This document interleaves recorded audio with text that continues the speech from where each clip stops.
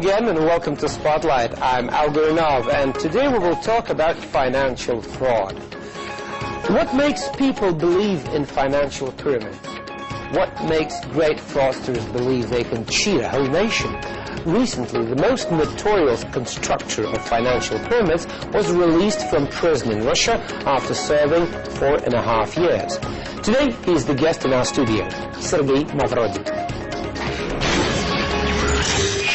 Sergei Mavrodi, the founder of MMM, a notorious pyramid scheme which left more than 1 million Russians without their life savings, has recently been released from a Moscow detention center. Mavrodi, who is believed to have diverted some $1.5 billion worth of private investments through the scheme, went into custody pending trial in 2003. However, he was formally convicted of fraud only in late April this year. In 1994, MMM reported dividends of 1,000% annually, which according to analysts succeeded largely thanks to a massive advertising campaign with soap-like television commercials telling the story of a man on the street who turns into a millionaire after putting his modest savings into MMM shares. Mavrodi was jailed for tax evasion after the MMM pyramid collapse in 1994, prompting thousands of cheated investors to take to the streets in protest. But he was released the following year to run for parliament. He secured immunity from prosecution by winning a seat in the State Duma, only to lose his mandate a year later. He then went into hiding and the police spent 7 years trying to track him down before his arrest in 2003. Hello, Mr. Mavrodi, and welcome to our program. Hello. Tell us, now that you have been released, does it mean that the state has no more claims against you? Well, let me clarify this. The sentence will come into force after consideration by the Constitutional Court. Moscow City Courts will consider my case according to constitutional petitions on the 11th of July. So you're going to appeal? It's not my appeal. The appeal has been filed by hundreds of investors. These people believe that I've been badly treated. But this is your side. It's not my side, rather it's the side of the complainant. The prosecutor's office hasn't appealed. After that, in accordance with Russian law, the sentence will come into force. And what are the requirements of the investors who have filed the appeal? They're basically not happy with the payments. They believe that the court hasn't satisfied their claims. According to the court, their claims has been considerably exaggerated. Exaggerated claims mean another hearing. Does this appeal mean the claim is against you or the state? Those are the claims against the court's decision. They're demanding it is overturned. Against the court? Yes, against the court's decision. They want it to be overturned. If it is so, there will be another court involved in a new investigation, and I may have to go back to prison again. So they require the continuation of the investigation to your case, which means that you may theoretically go back to prison. The majority of them are demanding a new court hearing, and this constitutional court may overturn the decision by the Chertanovsky court. As far as I understand, the investors being referred to as the ones deceived by you were on your side. When you were going to prison, they all walked around with posters saying, "Let Mavrodi out and he'll return our money." They believed in you, and now they may be the ones putting you back in prison. Is that right? You see, it's a paradox. There were 10 million investors altogether. Of course, they were all different. Some were for me and some were against me. You can't say that they all were against me, as the story is often presented. They all believe they've been deceived, but you can't say that all of them have. And what's the majority's opinion? It's difficult to say. There are those who have lost and those who have won. I see. Those who have won are happy and they keep quiet, and those who have lost, they show their protest and outrage, and that's why they're more noticeable. What are you going to do now? It's been just a little while since your release. Apart from your short-term engineering work, as your profession, you've been busy with your enterprise activities. Are you going to continue with this?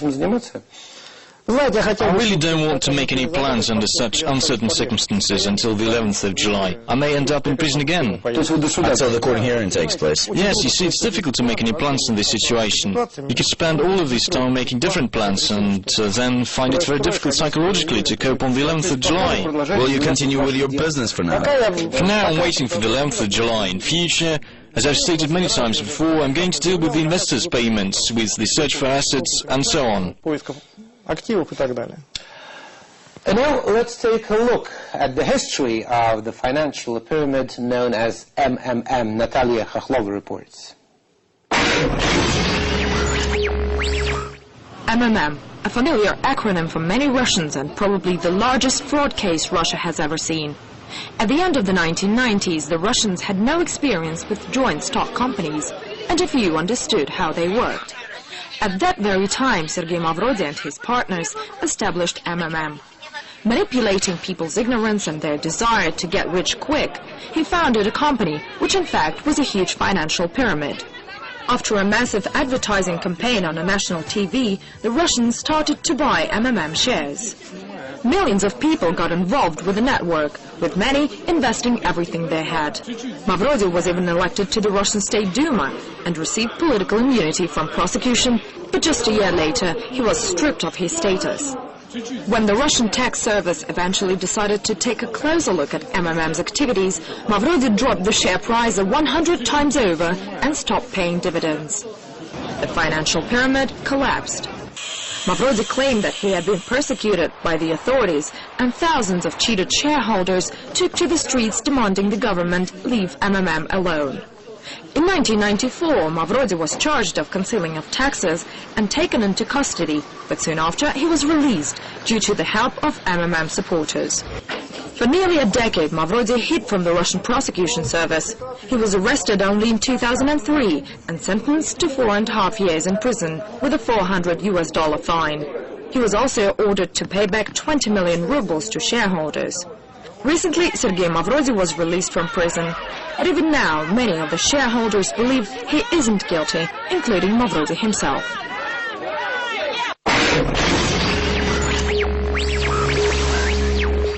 We've just seen a brief report on your rise and fall, and now let's perhaps go back in time for, how much was it, about 20 years, right? 13. And let's go back to the beginning of the MMM enterprise. Do you mean the shares issue? I mean in general. As far as I remember, there were 3 of you involved. You, your brother, and his fiancée. No, it's a total misunderstanding. It wasn't my brother's fiancée, it was a third person. The thing is that... Why 3 M's then? Well... 2 M's for Mavrodi. Well, you see, the first organization then was a cooperative enterprise. It required at least 3 people to organize it. I was unable to do it on my own. I basically needed 2 other people as a formality. The third person's name just so happened to start with an M. It wasn't my brother's wife. She wasn't even around then. That's how the MMM name came into being. Did it start during the Soviet times? No, as soon as the cooperative enterprises were allowed, I think in 1990 or 1991. That's how MMM started. At first we were dealing with computers just like the others, then with the shares, then the MMM investment fund was created. By the way, it's the biggest one in Russia at the moment. It still exists. There are 10 million investors as well. On the 1st February 1994 the shares were issued. That's when MMM started, actually. Right. Well, let's talk about the cooperative business for now. You actually started just like any other businessman in this country. Of course. And Berezovsky and Abramovich, then all started by selling office equipment, computers and so on. Yes. However, there is one significant point. First of all, I've never had any contact with the authorities. As far as I know, all the above-mentioned people owe their success to them. I can't state anything for sure because I don't know the exact details, but I believe that they all became connected with the authorities in one way or another. How could someone be connected with the authorities if they weren't in the area of business?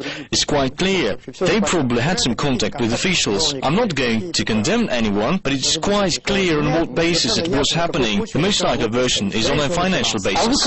And you just were in an open field, just building your own business. I've never had any contact with any officials. Why then did you start such a profitable business at the time? Selling office equipment yielded quite high profits. When computers were being imported from Korea, their value was up to 1,000%, but you left this for investment and finance activities. You see, everything changes very quickly, and at the time our country was changing by the minute. Every new day was different to the day before. Everything was breaking down. This was the transition from communism to market economy. So the computer business was profitable for a relatively short time. И вот эта тема I was компьютера, only dealing with what was profitable at that time. I was dealing with computers when they were profitable. When they stopped being profitable, I started to work in a different direction. That's it. только всего.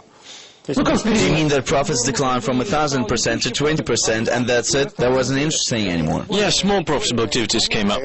Хорошо, значит, All right. давайте проще... Before we consider the MMM enterprise in more detail, let's discuss something else. You trained as a mathematical engineer, is that right? During the Soviet times, that job was quite prestigious. Why did you suddenly turn into business then? You must be one of those people who is willing to leave everything behind, all that you know, for something that you don't completely know nothing about. Why did it happen? Why? Вы знаете, я You know, Were you thirsty for quick money? во-первых, тогда был first of all, it was the wind of change at that time, so to speak. вот этот вот перемен. You see, after 50-something years under the Soviet regime, suddenly there were opportunities to reveal yourself. Вообще говоря, вот Generally speaking, many people look back on those times with nostalgia. в то время, вот в этом времени, But I should be straightforward. During that time, I was in prison and had a lot of problems. вроде бы был... And I was quite a well-off person with a normal life. But nevertheless, I don't miss those times at all. I didn't like those В то times. время мне абсолютно I не felt нравится. Вот это время, absolutely hopeless, you know. какой-то, знаете, ну, какой-то серость какая-то вот эта беспросветная. В советское время. You mean the Soviet times? Yes, during the Soviet times. So, as soon as there was a chance to go out on my own, I embraced the change. Says Sergei Mavrodi, the founder of the MMM Financial Pyramid, who has recently been released from a detention center in Moscow. Spotlight will be back shortly after a break, so don't go away.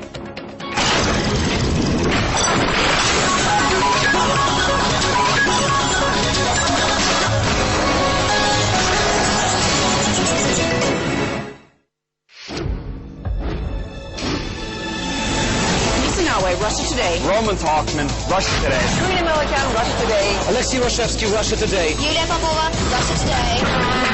They are in the very thick of things. The time of compromise is over. Thousands have gathered here. This is the biggest peace protest.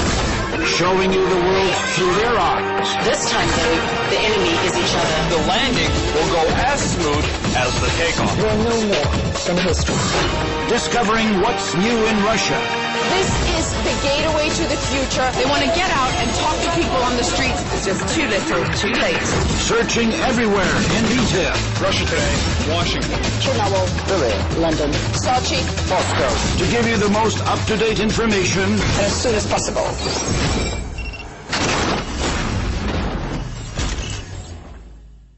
At night I often dream of mountaineering, of conquering cliffs.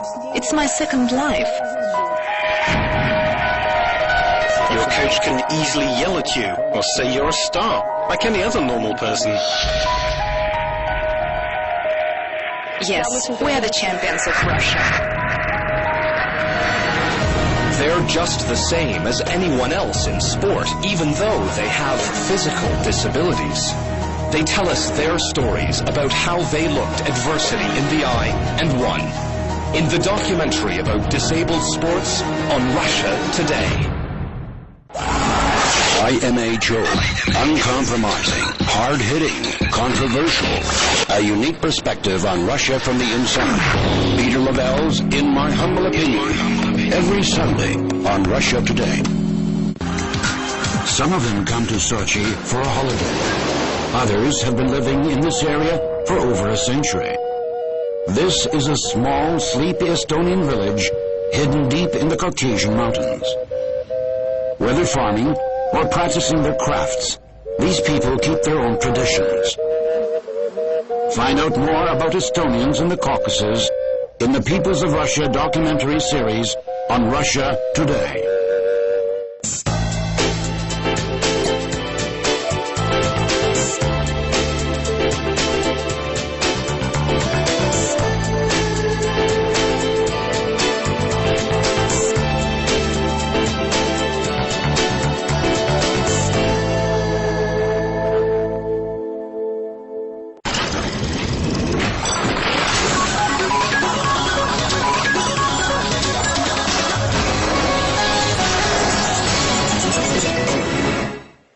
Welcome back to Spotlight. I'm Al Grinov, and just a reminder that our guest today is Sergei Mavrodi, the founder of a financial pyramid who has recently been released from a detention center in Moscow. Mr. Mavrodi, you were a mathematician during the Soviet period and you had a hard time. Then business was made legal and you got involved in it by selling computers.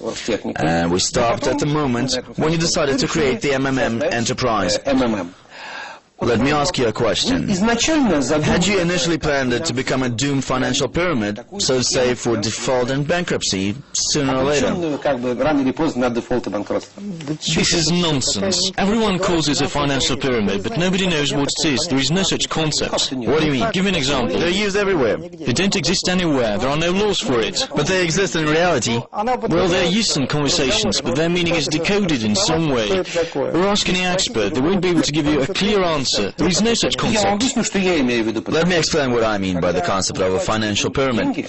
The investor's money is taken at a high rate of interest. The number of investors grows, the payment to the previous investors is paid back using new money and new income, and as it expands, at some point the money for payments runs out. Well, any bank or financial structure could match such a definition. But bank deals with loans and different types of financial activities. They take money with one interest rate and lend it with a different one. They make money on the financial markets. Imagine that the bank has only two investors. They both arrive on the same day. The bank pays the interest rate, and then one of them wants their money back. No, if investors take everything away, bank collapses. Yes, but why could it collapse if it deals with investments and financial activities, as you call them? The pyramid elements, as they call them, exist in any financial structure to some extent. They are initially built into it. But talking about me specifically, they keep blaming me for this pyramid. But what pyramid can talk about that? What kind of pyramid can you talk when investments are being made in real assets? Well, no,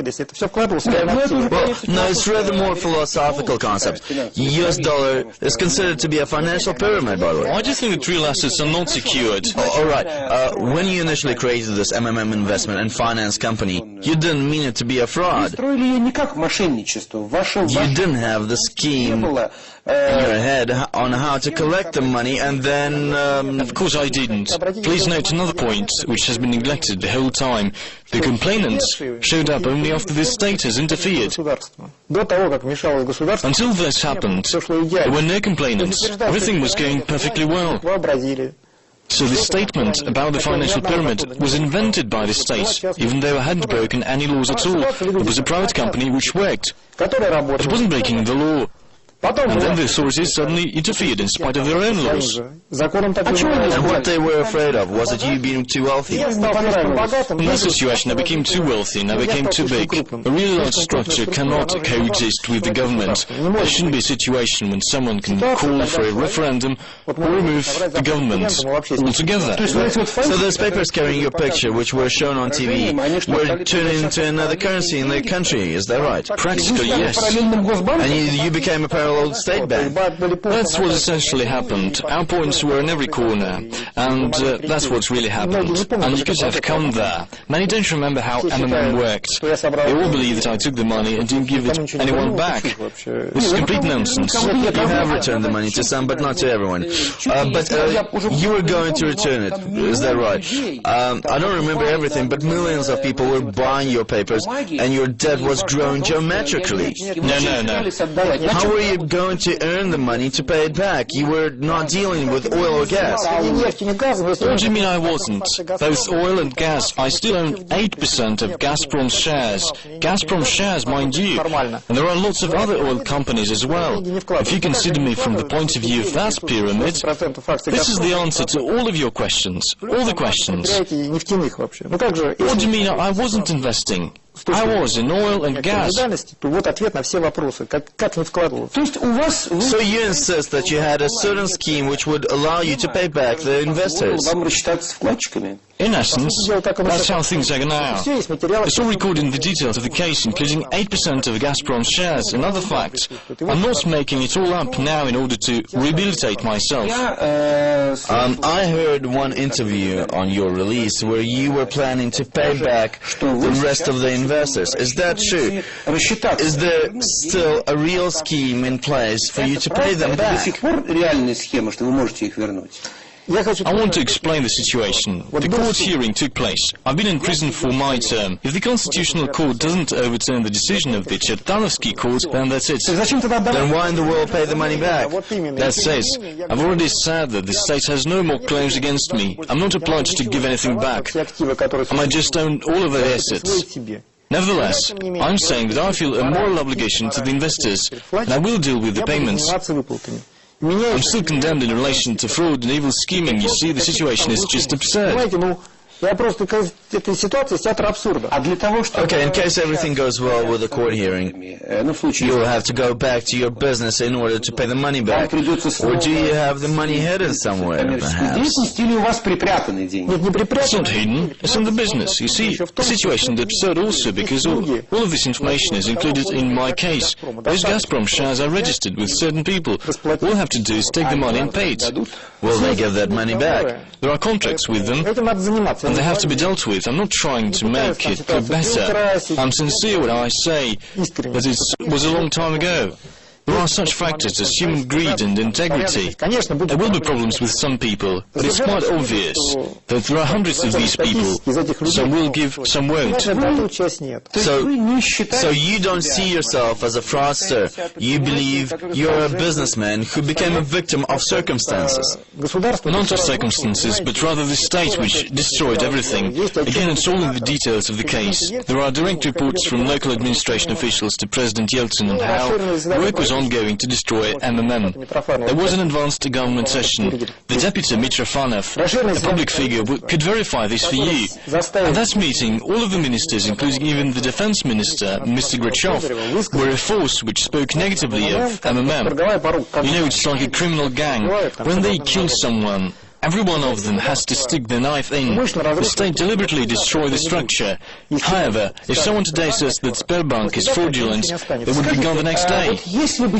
Well, please tell me, if to make a structure like that today in Russia, would it actually work? Of course it would. And not only in Russia, but in any country. So you mean that people don't change and keep making the same mistakes? Mistakes have nothing to do with it. If you give the money for free, who isn't going to take it? Well, no one gives money for free in other countries like France or Germany or Andorra. I don't really want to discuss it, even though I could say a few things about France or Andorra. Don't their laws provide for this? They provide for everything, and it's as easy as it is here. Why? You said that you've never been abroad. Why don't you go to, say, state of Belgium, for example, and start a similar scheme there? I have to wait for the Constitutional Court hearing first, and then I might think about Belgium. But have you thought about it? Let me assure you that in Belgium it would be even easier than here. Here the people are illiterate, and it's difficult to explain to them, and people there understand things.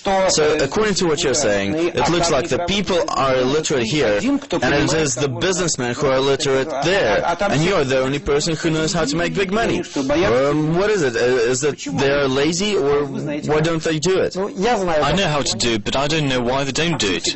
And what is your secret? Why did millions of people bring their money to you? Did you have a successful actors in your ads? Seriously speaking, I believe that any large business should be done only on your own. And everything depends on your personality. I sincerely think so. The answer to why people brought the money, as this I was able to do it, there is no other answer. If there was a recipe for success, everyone would do it, but they don't, even though many want to. What exactly were you able to do? You create such a structure. Okay, it's easy to create something, just collect the documents and file them. Not at all. So what was the most difficult? Was it to persuade people to agree with the authorities to find money? What? Everything was difficult. Okay, for example, when I see the guys at the market play the cups, their main secret is to move the ball from one cup to another. So that is it. Well, it's fraud. Yeah, well, I know, but their secret is to know how to win. So what is your main secret? You say that you are unique. Is that so? I think it's a combination of qualities, really. I'm trying to answer sincerely to you. That's why I just don't give a simple answer. I think about your questions, and then I give you an honest answer. It must be a combination of qualities. If you follow the development of any successful enterprise, you'll see, there is one successful person in charge, as a rule. Тоже, как правило, всегда стоит один человек. Does that really mean spending 5 years in prison? You see, there were other options. What's 5 years? It just happened that way. The authorities were really treading a fine line. In 1994, when I was already in prison, I knew that 100,000 people gathered outside the building on Petrovka Street, yelling my name so loud that the walls were shaking. I knew that when Lomers would come tomorrow, I could start a civil war, just order them to attack the Kremlin. You're saying you were able to start a civil war in the country? Of course. And how many people would follow you? Imagine that 10 million investors had family members. Do you remember what was going on in Moscow at the time? Do you think that about 30 million people would take to the streets for you? Of course not. Perhaps even a percentage of that number would be a large amount. Do you remember? Did you see the reports? So you could have brought hundreds of thousands of people onto the streets, and why didn't you do it then? I don't want to. Weren't you brave enough? You can't talk about being brave here. But you're a businessman, which means you're a player. It would mean blood being spilled. I don't want freedom at that price. It's true. I decided that it would be too high a price. But a lot of people would have done it in my place, even without thinking. When the authorities started the whole thing, they had no idea that they were playing with fire. But I decided not to do it. And do authorities today realize that you have saved them from a civil war? I don't think so. As you know, if I start paying back, there will be more problems. They say now that I'm a fraudster because I haven't paid the money back. And if I do pay out, I will become too powerful a political figure again. And the problems may start once again. Well, thank you very much. Thank you for being with us, and just a reminder that our guest today was Sergei Mavrodi, the founder of the MMM Financial Pyramid, who has recently been released from a detention center in Moscow after serving 4.5 years. And that's it for today from all of us here.